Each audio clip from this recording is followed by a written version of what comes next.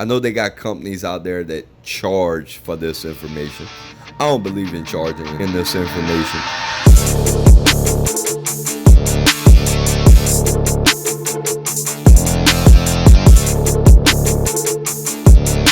Yeah! How many of y'all are ready to start doing some awesome red fishing in the fall months? Some of the best red fishing is in the fall months. Some top secret tips broke down into 3 specific categories. First category is going to be temperature change. How does temperature change have an effect on catching redfish? Then number 2, tide and water level. How to find the redfish. School on them coming this way. And how the redfish adapt to tide and water level change. And number 3 is probably one of the most important one. That's going to be feeding habits. How do redfish feed during the fall months? So, with no further ado, let's jump into top secret tip number 1, temperature change. The biggest change of the fall months are going to be the temperature and the water tides. But right now, we're focused on temperature. How does the temperature have an effect on the redfish? 1, you need to know a little bit about the temperature. So normally cold fronts come in, temperature drops somewhere around the mid to low 70s. That's the start of the fall months. That means the redfish are going to move out of the marsh into deeper water, looking for warm water. Now you're thinking to yourself, well, ain't shallow water warm water? No. Once it starts getting cold, it's just like taking a cup of water, filling it up, putting it in your freezer, letting it sit there for a couple of hours, pull it out, and it's not completely full. So just like in the bayous, the top of the surface is going to be colder than the bottom of the surface. Then if you have a foot of water versus 3 foot of water, the average temp of that 3 foot water is going to be warmer than the average temp of that 1 foot water. So the reds are going to go from the 1 foot to the 3 foot. So that's going to give you a little bit of knowing the movement of the redfish. That's why a big change in water temperature will let you know how much the fish move out of the flats and the marsh grass. It's going to let you know. Mother Nature will speak to you and let you know. That's the biggest thing about fishing. Mother Nature is going to tell you what the fish habits are doing. Top secret tip number 2. Cold fronts come in. Cold fronts are pretty much known for making the average water level go down. So if you was fishing, say just an average of 3 foot deep, now that 3 foot deep could drop as low as 2 foot, 1 foot. I have seen it drop way more than 3 foot. I've seen it drop like 4 foot in some areas. Now in Louisiana is pretty much known for just dropping a foot and a half, somewhere like that, in the cold fronts. If you don't know how to read tide charts, you could download. They got tons of apps out there that you could download. You could Google search the tide. You want to find you a good Pacific tide chart map that works the best for you. Say you don't know how to read tide charts, and you pull up at the fishing dock, a local fisherman there, and ask them, hey, is it high tide? Is it low tide? And don't feel bad asking another fisherman, because you might be new to fishing, and other fishermen, they're not going to look down upon you. And if they do, then they're not true fishermen. Or You could go ahead, join Facebook groups. They got a whole bunch of fishing Facebook groups in pretty much general areas. And you can ask, hey, I'm new to fishing. Can anybody tell me about what the tide's doing? Is it high tide, low tide, coming in?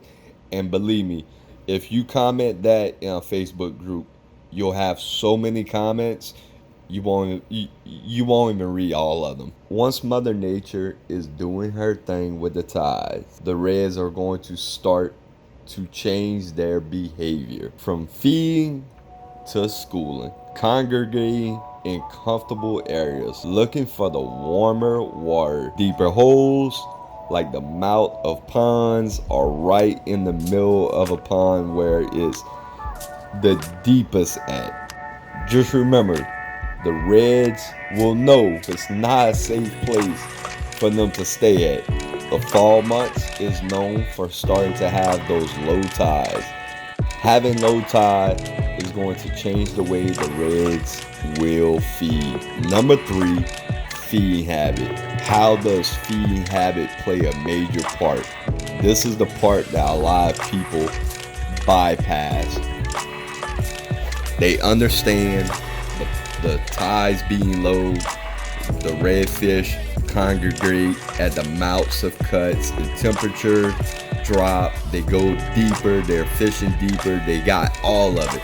But the feeding habit, it will not have to move and use so much energy to hunt down and feed. The small bait fish, they're not going to have the water in the marsh. They're going to have to come out the marsh. The reds are going to be coming out the marsh. They're going to ambush them a lot easier. The small bait fish will be pushed into the main bayou and the mouths of cuts with good water. It's like having a swimming pool of 10 people in it. They're all swimming, moving easy. Take the same 10 people and put them in a smaller pool. They can't move as easy. Reds are going to use this to their advantage for feeding and saving energy. Reds will find cuts with good water flow on feed. So when the tide's falling, you got good water flow coming out. They're going to ambush and stay at the mouth of those cuts because they know that pond is draining. The tide's going out. That pond's draining. All that bait fish and small shrimp, everything's coming out of there. And they're going to be at the mouth just ambushing them, eating. And they don't have to use that much energy. So it's a good rule of thumb when you got a low tide and you got good water flow out of the cut of the marsh, referring to a nice duck pond, and there's a cut. And that duck pond is draining and you have all that water flow right there at the mouth. Say you passing by in your boat, you're going out fishing, you pass by it, you see it. Won't hurt to stop, throw you a couple of casts, see if you get any hits. Now remember, good water flow and a good cut.